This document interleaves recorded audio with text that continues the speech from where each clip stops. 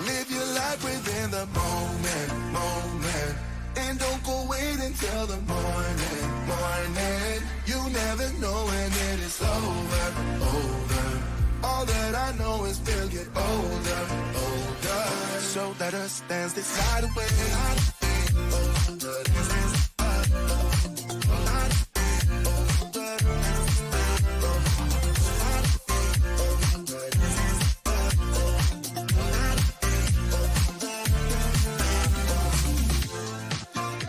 Our bodies move to the groove and the light that flickers.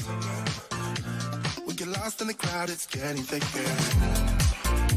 We get away from the drinks and chatter. Haven't said a word, but it doesn't matter.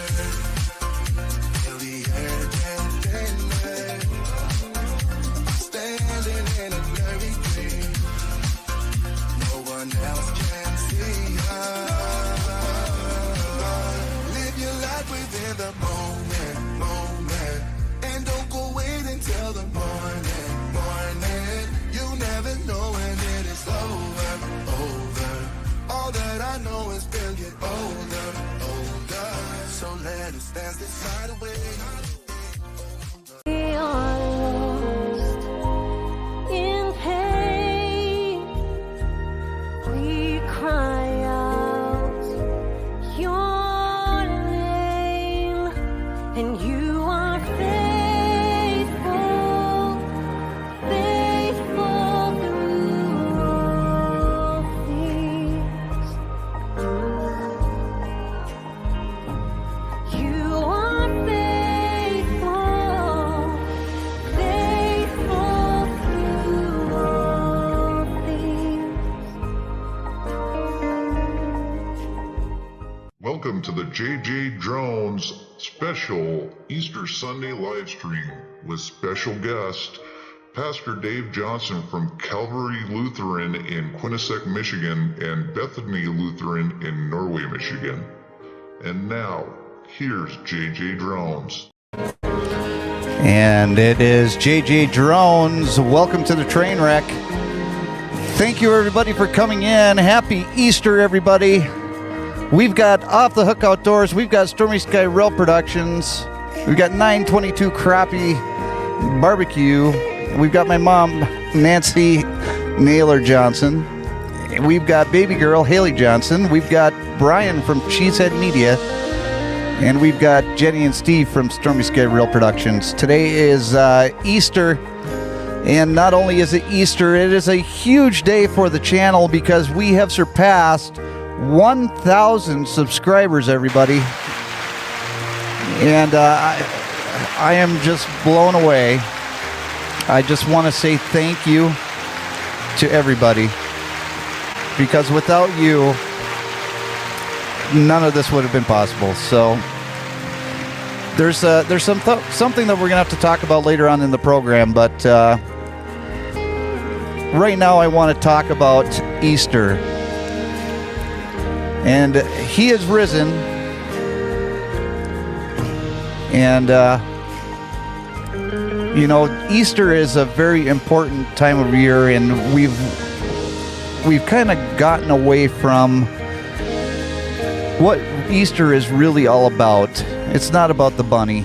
It's not about the Easter eggs. It's not about the chocolate.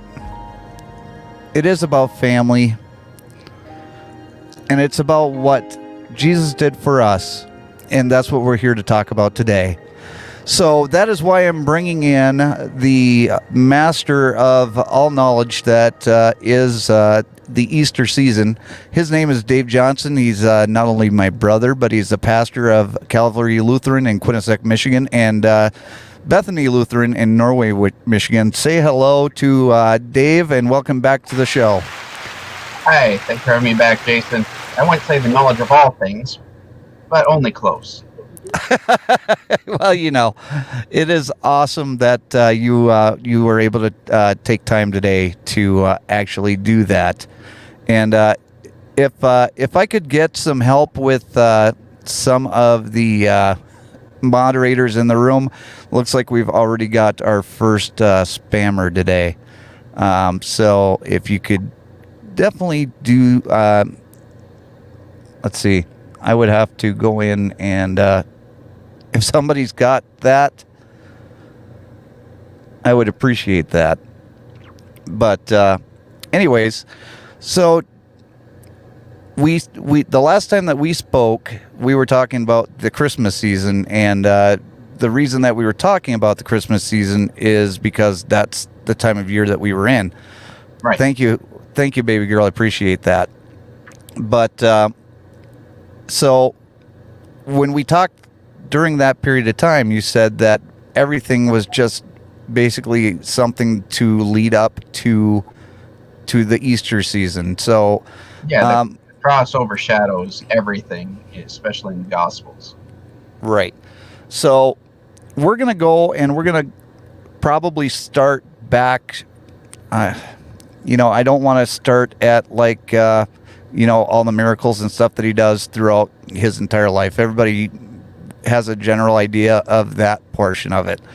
But then let's get to the point where Jesus is actually getting to Palm Sunday and the time frame before that. So I'm not really sure on what happens first, whether it's the Last Supper or it's the Garden of Gethsemane, but I think it's the garden. Well, starting out with Palm Sunday, because that's the beginning of Holy Week. Okay. Because that's everything that leads up to Easter. There are a lot of things that precede the triumphal entry into Jerusalem, as what it's called. Like in the Gospel of John, it's preceded by the raising of Lazarus from the dead. The other ones, the riding into Jerusalem, goes hand in hand with Jesus going out and cleansing the temples and taking everyone off with that, flipping over the tables of the money changers, making a whip of cords, driving people out of the temple. And that takes place after the triumphal entry into Jerusalem in Matthew, Mark, and Luke, I believe. Okay. There's a lot to go into Palm Sunday. I'm going to try to keep it brief. But Jesus riding in a donkey is a symbol of peace. There were two ways a king could ride into a city to establish his reign. And that would be to ride in on a horse, which means you were going to take authority by force. You were ready to go to war. Or if you rode in a donkey, it meant you were coming in the name of peace. You're going to be a peaceful king. So already there's some tension. Okay, what's going to happen here? The people are hailing Jesus as the new king of the Jews, and the religious leaders weren't really all for that, especially since Jesus was coming in a peaceful manner. Everybody wanted a revolutionary, and he wasn't coming doing that. And so all of a sudden, all these hosannas of praise eventually turn into shouts of crucify him on Friday. And that all leads into the Last Supper. So the Last Supper precedes the Garden of Gethsemane. And I don't know how much more of the story you want me to narrate here, but there's so much fascinating stuff in everything that leads up to the crucifixion, even afterwards, that I could go into. But again, this is your show. I'm going to let you tell me. Well, and that's the thing. I want to get into I do want to get into the details, because the details are where we lose a lot of stuff. Like I said, it's not about the bunny. It's not about the eggs. It's about Jesus and what he did for us on that Holy Weekend. So basically getting into as much of it as that you want, because you have the full hour. So it's not anything that you feel like you should feel like you have to rush. But let's start off with him, like you said, when he comes in on Palm Sunday, coming in on a donkey, and then where do we go from there? Well, Jesus in the temple teaching. That's where he goes to. That's where he's always gone when he's gone to Jerusalem. And in fact, every time Jesus goes to Jerusalem, it's for a special event. And there were a lot of festivals that took place that was required of the Jewish people to go and participate in. And this is the biggest one, Passover. This is like the biggest celebration of celebrations. And it's still such a huge celebration today. There are Seder meals celebrated just this past weekend, or this past Thursday, Friday. And so Jesus was in Jerusalem for that. But every time he showed up there, he went into the temple to teach. And whenever he went into the temple to teach, he usually pissed somebody off. Of course he did. It's just his nature. He was preaching things that condemned the religious authorities at the time. He was saying, "You guys are whitewashed tombs. You're so concerned on your outward appearance, and inside you're just full of filth." And when you're the powers that be, that's just the last thing you want to hear. And especially when it's in front of the masses, they're afraid that they're going to lose all their power and authority. And so a lot of this is starting for them to try to protect their status without even getting in question, is this really someone sent from God? Now, that debate was going on along among the religious leaders, but the consensus became is he's more dangerous than he is otherwise. So, the whole plot to kill Jesus had been years in the making. This isn't anything new. Ted says the gospel in church today talked about sacrifice and living your life like Easter every day, and today's hope helps out the future. So, and that is definitely a good lesson to get from the gospel today, because there is a lot of sacrifice, and Jesus did sacrifice a lot for us during that period of time. And there was a period of time when Jesus was even having doubts on what he was doing, didn't he? I wouldn't really go far as to say doubts, but he was wondering, could there be another way? When you get into the garden, Jesus is by himself praying, and he's asking, Father, if you could take this cup from me, but not what I will, what you will. So he was full on board going through with what was about to happen, but he's always wondering, is this really it, or is there something else to this? Right. There's a whole lot that we forget about, that we say Jesus is God in human flesh, but we also seem to strip Jesus of his humanity so much that we forget that in God becoming like us is that he becomes human like us, and not only that, but shows us what it means to truly be human. And so Jesus could have been in that point wondering, God, is there another way, or is this it? And his answer was, this is it. This is what we got to do. So I wouldn't really so much say doubts, but there was wondering, could there be another way to do this? Okay, so let's back up just a little bit, because I think what you said is pretty profound, because like you said that, Jesus is not only the Son of God, but he's on earth as human, in human form. And what we're all taught when we go to church and everything else is that, he basically was perfect here on earth, and that he didn't have any doubts, that basically he didn't have any human feelings, and that's basically what we're taught, in the churches that at least that I was a part of. But to put him in that human form, at least at that point, actually I think makes a deeper connection to Jesus than any other part of the Bible, because every other part of the Bible he's just out there, doing miracles and basically telling everybody how they should better their lives. And so I don't think that that's something that actually comes across as much as the rest of the messages. William Paul Young wrote the book The Shack, and I highly recommend reading that. It's very easy to read, and there's so much rich theology within it. You don't even realize you're reading some really deep theology that's gone since the early church fathers in today's time. But one of the things that is asked, he's asking Jesus, is so were you special or something? And he said, and the answer in the book is Jesus basically saying that he was not any more special than anyone else. All he did was live his life aligned with God's will, the way we as humans should have. And all the things that Jesus did is only because it was aligned with God's will to do so, not because he had special super magic powers. Right. So what was the beef that the emperor had with Jesus?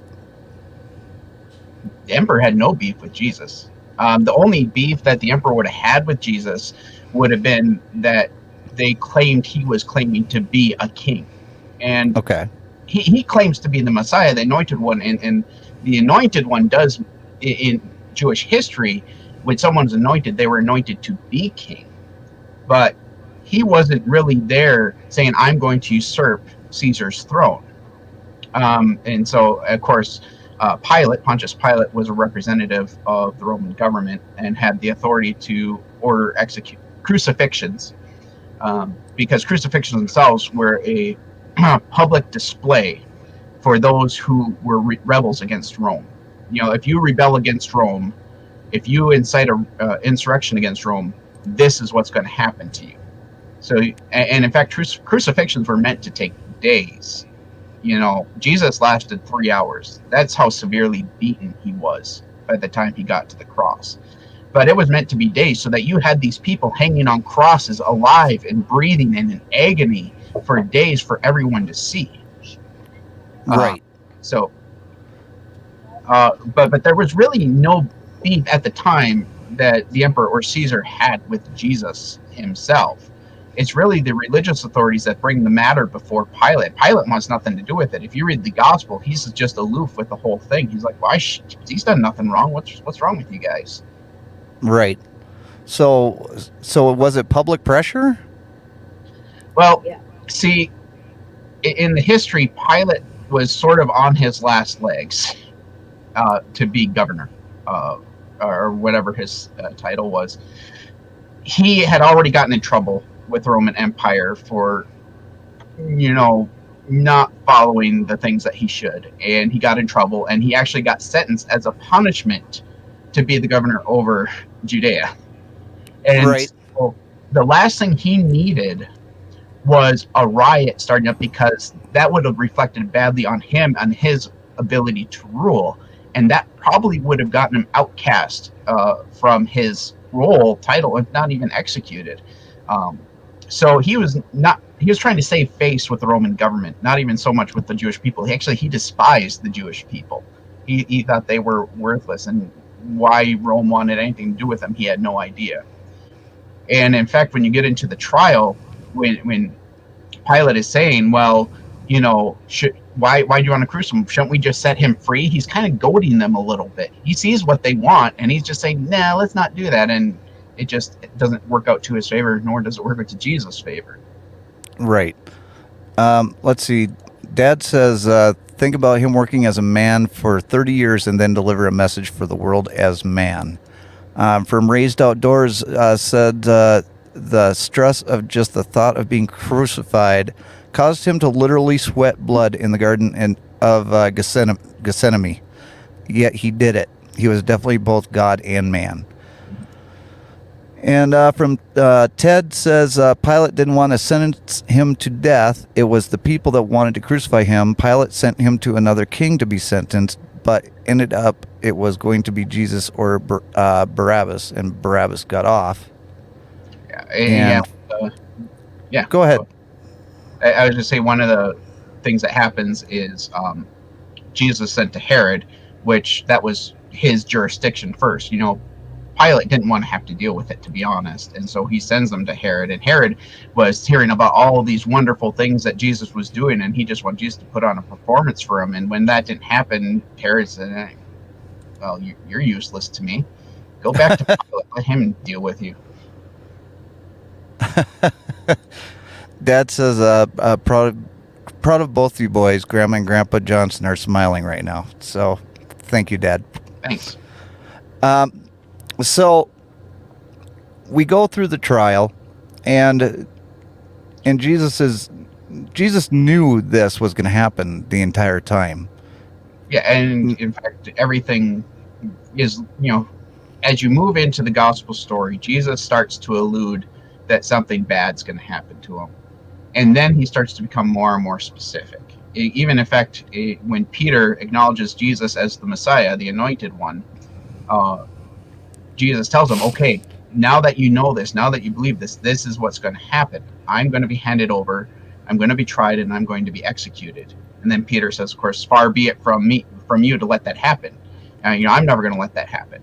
And then when you get to the Last Supper, he even says, tonight, this very night, you all are going to abandon me. He says, one of you is going to betray me, the rest you're going to abandon me, and Peter, you're going to deny me 3 times before the sun comes up. And so, yeah, he knew full well everything that was going to take place. Now, Kyle from Dark 30 says the people were manipulated by the religious scholars of the time. Do you want to go into that? He's right. The religious authorities, they were the ones really rallying the crowd up. They were talking about him being a false prophet. They were talking about being a heretic. They were talking about him being a blasphemer and that he was deserving of death. And of course, when you have all your pastors ganging up on this one person, you're going to start to believe them over the one person, aren't you? And of course, when you get with mob mentality, we know how well that goes over too. So the religious leaders, especially the Sanhedrin, were able to raise up a mob against Jesus and really almost incite a riot within Jerusalem. So now that we've gotten to the point where Jesus has already been basically sentenced to death, after he was sentenced to death, it was basically hell on earth for him for the remainder of the time that he was alive. Well, the whole entire, going back to the arrest, was hell on earth for him. First off, you're with your best friends, and you take some of your closest buddies with you out into this garden to pray, and all of a sudden, you know what's going to happen, and these 3 guys that you asked to come with you, your best buddies, they're falling asleep. They've had, let's be honest, they had a lot of wine. At the Passover, at the Seder meal, you drank a lot of wine. And so their eyes were heavy with sleep. Right. And so, but Jesus, knowing that this is going to be his last, these last days for him, before he's crucified, he's depending on them to be there, and they're not. All of a sudden now, one of his other buddies comes up to him and identifies him by kissing him. And the reason for the identification is in Mount of Olives, where they were staying, Jesus and the disciples weren't the only ones staying there. Like I said, Passover was such a huge festival. This was a common campground. So there were tons of Jewish people all parked out here. And so Jesus had to go out and single out who Jesus was among all the other Jewish people that were there. And so here comes Judas, betrays Jesus with a kiss, and then everybody runs away and he's left alone. In fact, the Gospel of Mark records that one of the guys is running away, and when the mob grabs his linen cloth and tears it off as he's trying to escape, and he just runs away naked. Oh, jeez. Someone wanted to try to get out there so fast, and Jesus is left alone. So that's where the hell on earth begins. And then when brought to the trial, they're sitting there making these accusations, and when finally Jesus says, when the high priest asks, "Are you the Messiah, the Son of the living God?" and Jesus says, "I am," and you'll see the Son of God descending on the right hand of God, something like that, and coming in power and glory, that's when they start beating on him. The whole crowd comes out and says, "Prophesy to us, who hit you?" And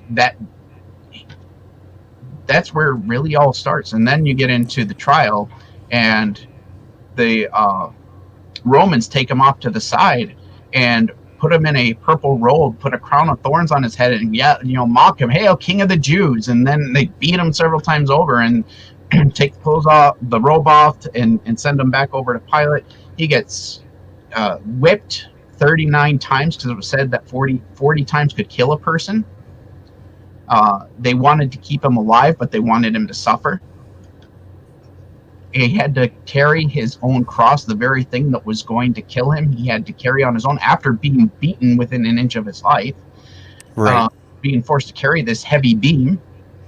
Of course, he couldn't do it. Joseph of Arimathea or whoever, that's Joseph of Arimathea's got the one with who has the tomb. But the guy who's told to carry the cross with Jesus, I can't remember his name right now, but he had to carry it for him because it was Simon of Cyrene, I think. I mean, I could Google it right now, but we can just keep the conversation. That's all right. Yeah, that's fine. Let's see here.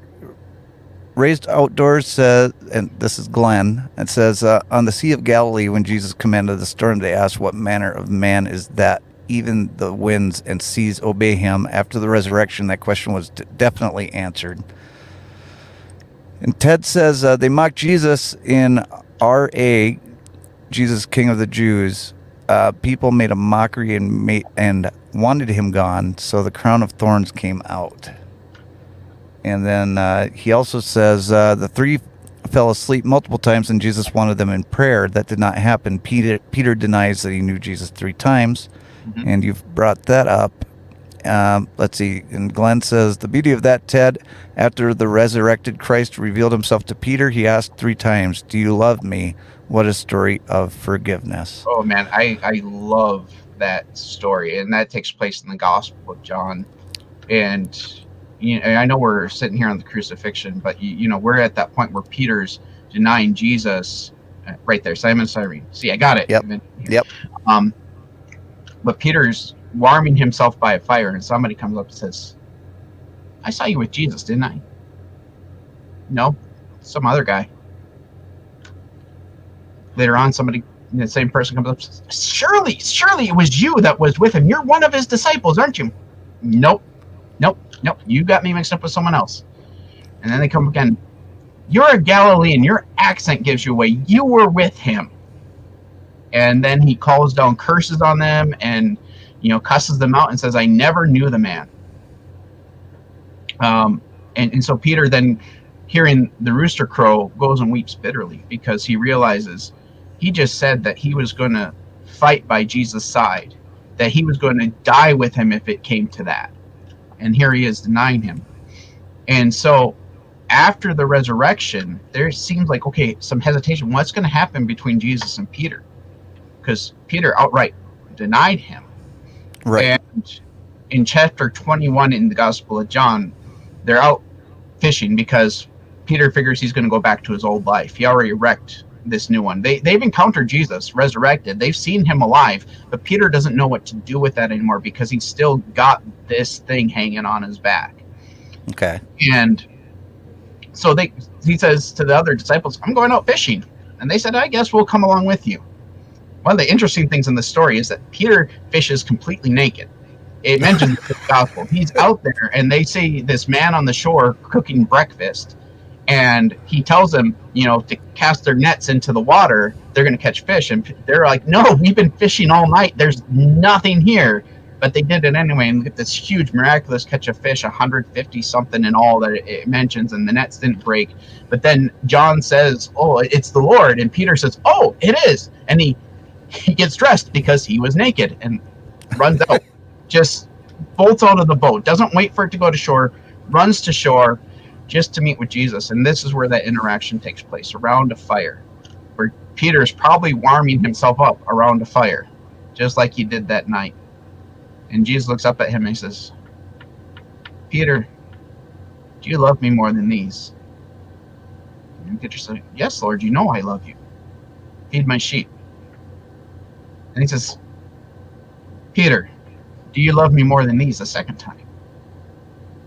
He says, yes, I love you. And again, Jesus says it a third time, Peter, do you love me more than these? And then that's when it hits Peter.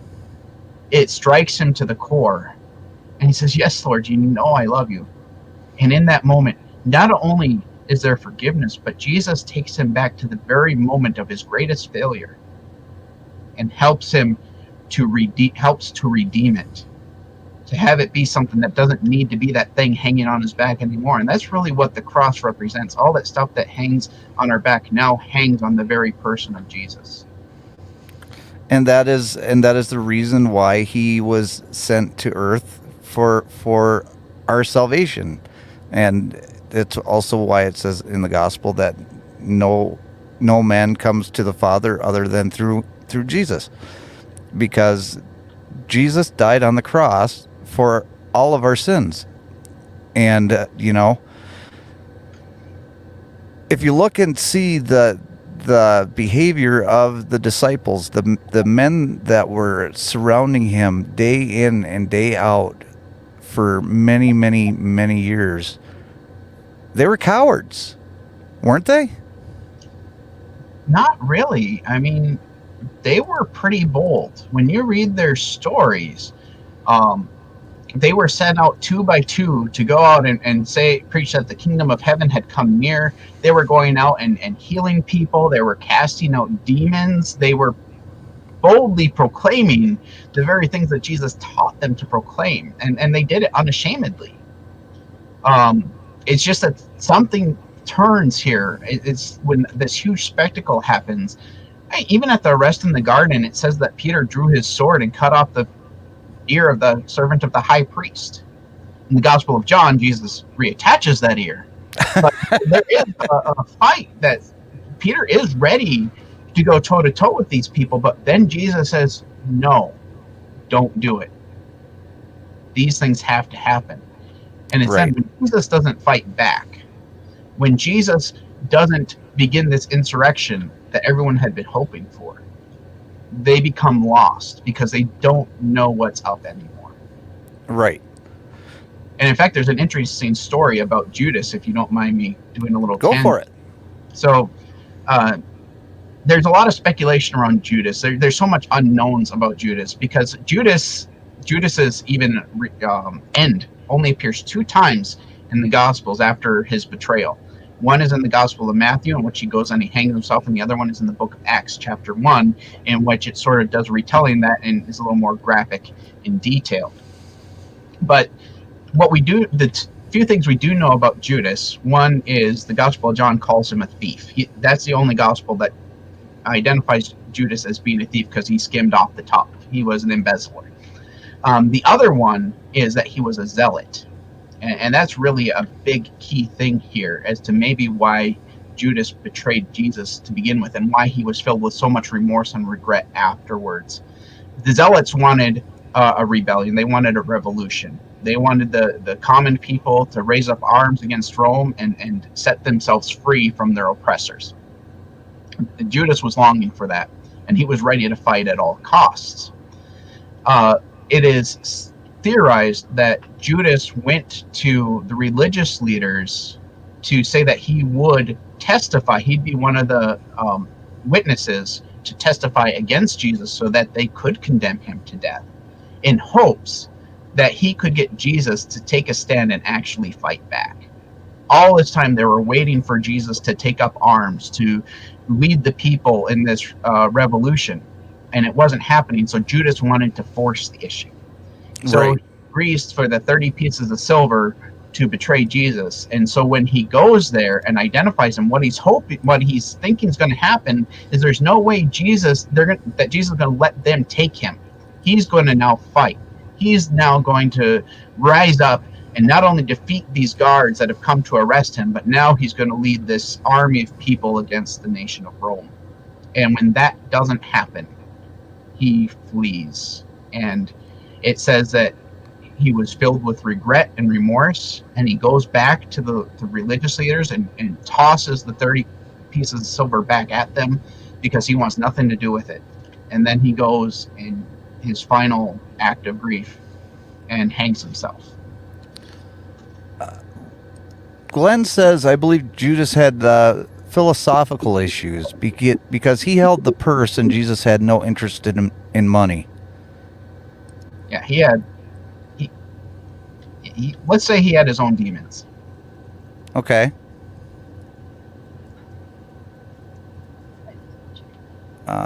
One second.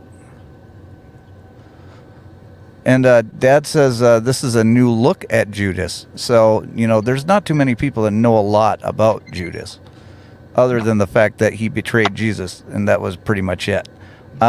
The one thing that people don't really know about with the crucifixion itself was the fact that in order for them to put somebody on the cross, and you can tell me if I'm wrong, this is what I was told in many, many different areas that I've been to for church, is that the nails that were going into his arms and his feet had to actually be surgically implanted before they would actually put him on the cross.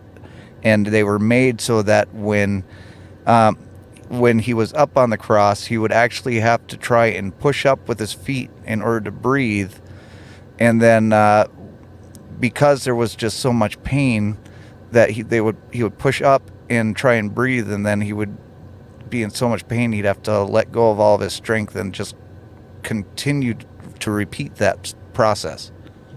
I don't know about the surgically implanted part of things, but they do believe that the nails went like right about in here. There's a nice little spot in a bundle of nerves right in that area, and you know, if you nail somebody's hand right here and you're just hanging them from across, I'm sorry, the nail's going to split through the skin and they're going to come down from that cross pretty easily.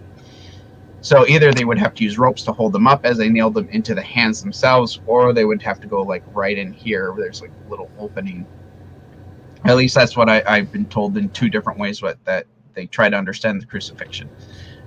But the reason for the nail in the feet was that, yes, because hanging there leads to suffocation. In fact, that's what you would die of eventually, is suffocation. And so as you're hanging there and you're trying to gasp for your breath, you could push down on that nail in your feet, causing excruciating pain just to get a breath of, to be able to breathe. And right. then, you know, after being in enough agony, you'd let go and release, and then have to start the whole thing all over again. It was a very brutal process. The Romans were really good at torturing people. And I think the Christians took a play out of their playbook too, but that's a different story. that's a different story for another time. Glenn says he became upset over the alabaster being used to anoint Jesus' feet rather than be sold. He had a worldview of religion rather than seeing God literally in flesh walking with him. And that's sad that he didn't take advantage truly of what he had. Let's see. Glenn also says, Dave, historically the wrist is correct from what I've heard, or what he's read. So we've gone through basically the trial, you know, the Holy Saturday, where Jesus has been just beaten and abused and put on the cross. And then we're on Friday. Oh, I'm sorry, Friday. So I don't know why I said Saturday, but so on Good Friday is the day that Jesus dies. Mm-hmm. And when he's on the cross, he cries out to his Father and basically forgiving everybody for what they were doing to him. And I mean, for me, as a human being, that's a miracle in itself, because, you know, if I've got all these people doing this to me and trying to kill me, I'm not asking God to forgive them. Yeah. You know? No, you're going to be asking for other things, but yeah, I'll be asking for a lot of other things, like, well, let's not get there. But so they take him. Let's go into the process now of when they remove him from the cross. No, yeah, they take him down, but like I said, this is the Passover feast celebration. You're getting into Sabbath, and that's the reason why the other two criminals who were hung with Jesus had their legs broken, is because the Jews did not want anyone left hanging on a cross before the Sabbath hit and the Passover happened. And so they break the legs of the other two guys so that they die faster. Jesus was already dead. And in fact, the Gospel of Mark goes into great lengths to let you know that Jesus was really, really dead. 3 times it's mentioned when Pilate asks about the condition of Jesus that they say he's been dead. And number 3 is significant in biblical narrative as the number of completeness. So basically they're saying he was definitely dead. So there was no need to break his legs, but it was already late. They had to take him down and just do the very minimal process of the burial ritual, just to get the incense and all the spices and everything, and the cloth laid over him, and to get him in a tomb, and they'd have to wait until Sunday to finish the burial preparation. Okay. So they talk about piercing his side, and when they pierced his side, blood and water flowed. Can you expound on that? That's what is recorded. That's what happened. That's how. Okay. I know that there's a scientific explanation as to why, with the means of crucifixion, why when you died that would happen. I can't remember that explanation, so I'm not going to pretend like I know what it is. But there is an explanation as to why there's blood and water that flows out when they pierce his side, and that was an indicator to show the Roman guards that he was in fact dead. Okay, so they take him and they put him in the tomb, and is this a special tomb for him because he claimed to be the Son of God, or is this something that they just put in everybody? This was a special circumstance because this guy Joseph of Arimathea, the guy I mentioned before I remember Simon of Cyrene, he had a tomb for himself. He was a wealthier guy, but he was known to be a secret follower of Jesus. And so after hearing that Jesus had died, he offered to have his tomb be the place where they would lay Jesus' body. They needed a place to put him, and he offered it, and like, okay, we're going to take it because, again, Sabbath was just right around the corner. So Glenn says that under the stress, a water pocket forms around the heart. So that's an actual medical condition. So there you go. There's your answer. Yeah, I knew someone was going to say it. Like I said, I've heard the explanation before. I just couldn't remember it. But yeah, it was so close to Sabbath, they needed a place to put him. And one of the secret followers of Jesus said, "Here, lay him here." It was his grave. It was meant for him, but he let Jesus be laid into that tomb. Okay, so after he was laid in the tomb, basically they rolled the boulder in front of it, and that was not necessarily to keep Jesus in, but to keep other people out, I'm assuming. It served several purposes. When you even talk about the death of Lazarus, they had a stone rolled in front of the tomb, and the reason for that is when Jesus says, it's one of my favorite passages in the Bible, Jesus tells him to roll the stone away, and it's either Mary or Martha says, "But Lord, he stinketh." And part of it was just to keep the stench out from invading the rest of the territory. That would make sense. But, it was a way to seal the grave. Right. In this case, there was also a concern about the disciples going in and taking the body and then saying that he rose again because he said he was going to do it, and that disciples would just play this huge con game. Right. So not only did they put a stone in front, but they also had guards guarding it. Okay. So, third day comes, and the guards come to check on the tomb. Or no, it wasn't the guards that came. It was the women that came to the tomb, right? Yeah, because it was early in the morning. They were not allowed. Remember, Jesus was their best friend. And the women, they hung around at the cross. They watched Jesus die. They were there mourning and weeping. And they just laid his lifeless body in the tomb without the proper preparations, only the minimal preparations. And so they wanted to, pay their proper respects. And it was also the women's job to do the burial stuff. So the women rush out. I wouldn't say they worried more about the grave robbers than they did about the disciples going and stealing the body, which is why there was so much more security around it. But the women rush out early in the morning at first light because they could not do anything until Sabbath was over, and Sabbath wasn't over until that morning. Right. And so at first light, the moment the sun came up, that's why there's these sunrise services all over the place. At first light, they run out to the tomb to go and do what they needed to do, only to find the stone is rolled away and the tomb is empty. And then when they get there and the stone is rolled away, the angel Gabriel's in there, correct? Or was it just any angel? It really depends on which account. Like in the Gospel of John, it says that there are 2 angels in there. I don't know if it really identifies the name of the angel or angels. Is there 1 angel? Is there 2 angels? The accounts kind of differ a little bit because they're not hung up on the details of how many angels are there. What they're hung up on is that they actually saw Jesus risen from the grave. And in fact, the author of I'm going to make a statement myself between the Gospel of John, the letters of John, and Revelation.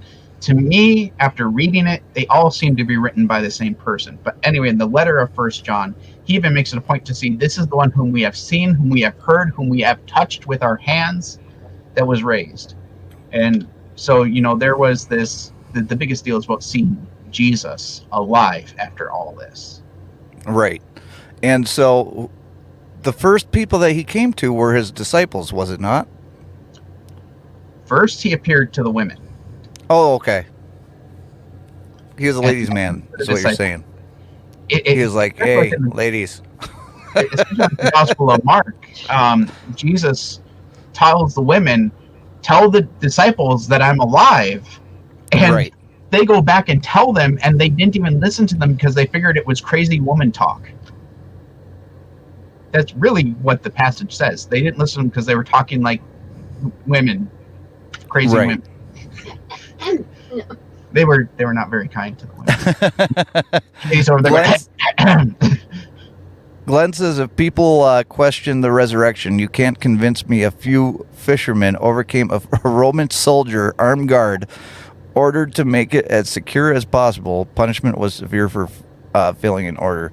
And there are obviously other religions that do question it. But the one thing that you cannot question is the fact that Jesus was a human being on earth. And there is records of Jesus being on earth and the things that he's performed, the miracles he's performed. And, there's always going to be people that are going to want to doubt everything that's happened. And,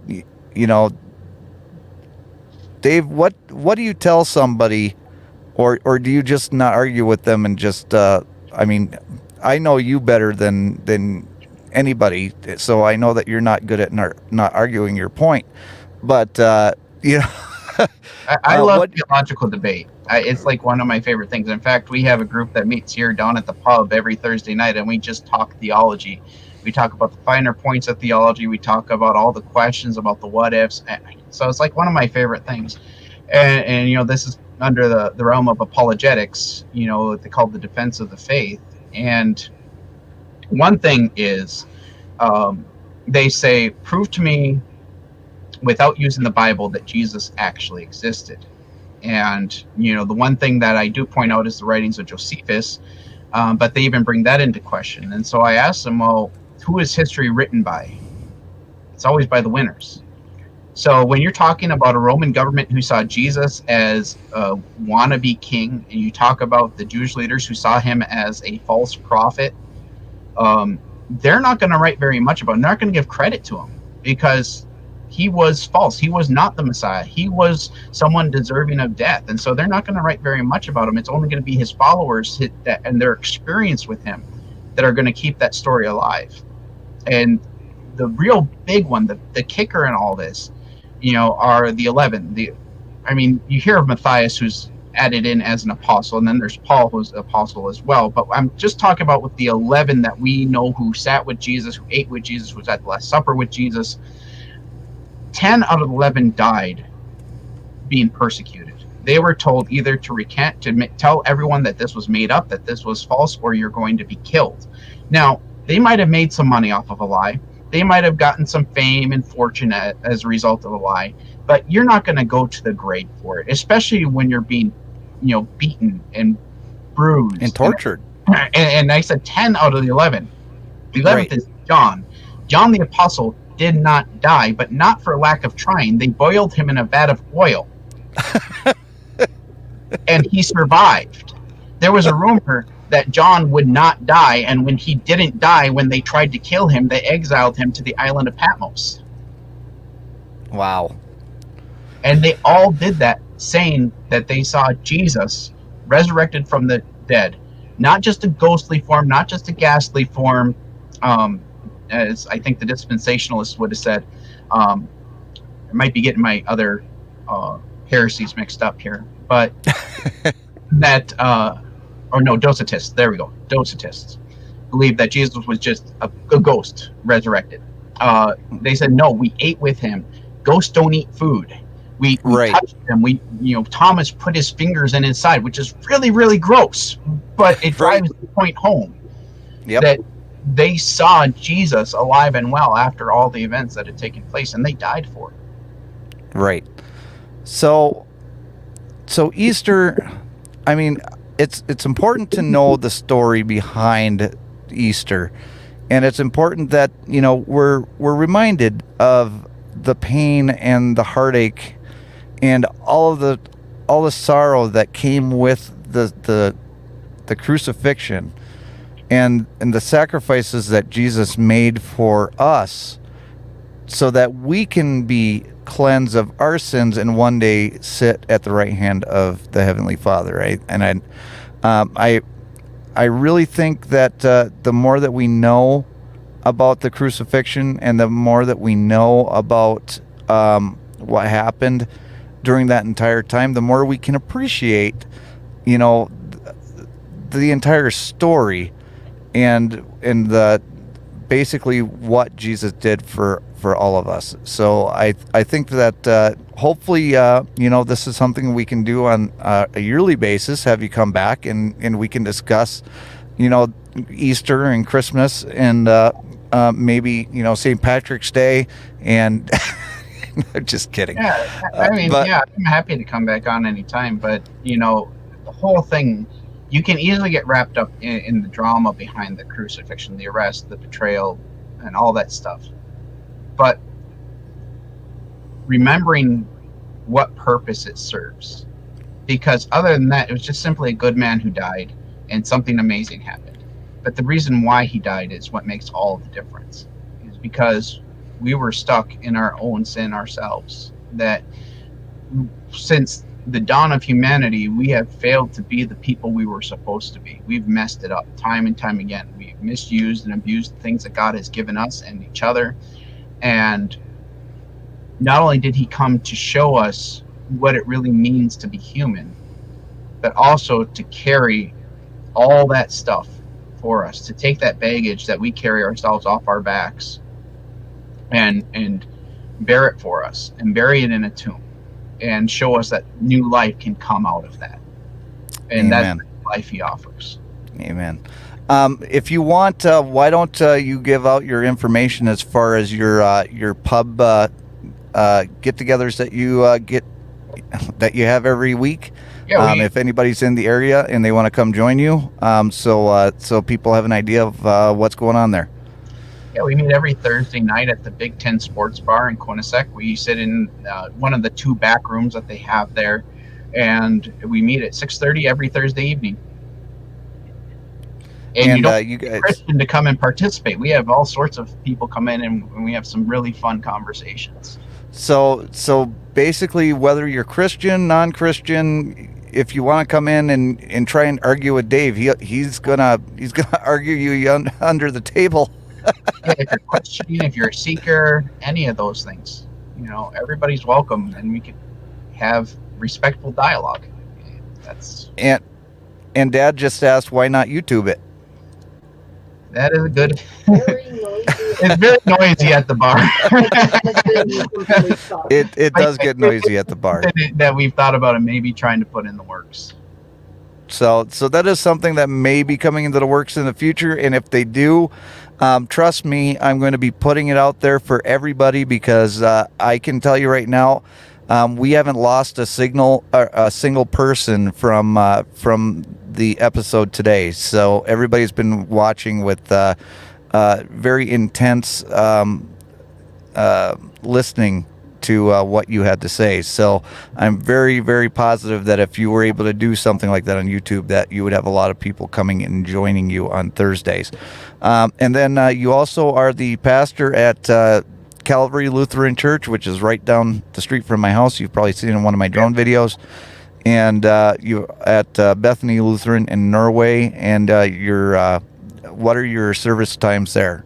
Norway, we're at 9 o'clock Central Time, and in Quinnipiac, we're at 10:30 Central Time. And we do have Facebook pages. We live stream our services, so anyone anywhere can tune in and watch our church services. If you give me your live stream address, I will do a community tab on my YouTube channel, and I will share that out for Sundays. We live stream on Facebook, so I don't know quite where I could give you that, but you can go to the site. Just share it to my Facebook Messenger. I'll put it on my JJDrones Facebook page. Okay. I appreciate you coming on today, brother. I love you, and happy Easter. And give all those kids a hug and kiss from me. Good night. I will. Happy Easter, Jason. All right. So, everybody, I really appreciate you guys being here today.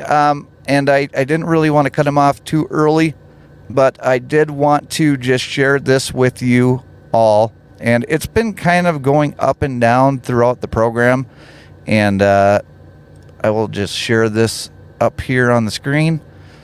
Right now, sitting at 1,050 subscribers. 1,050 subscribers. And I am still blown away by that number. I honestly am.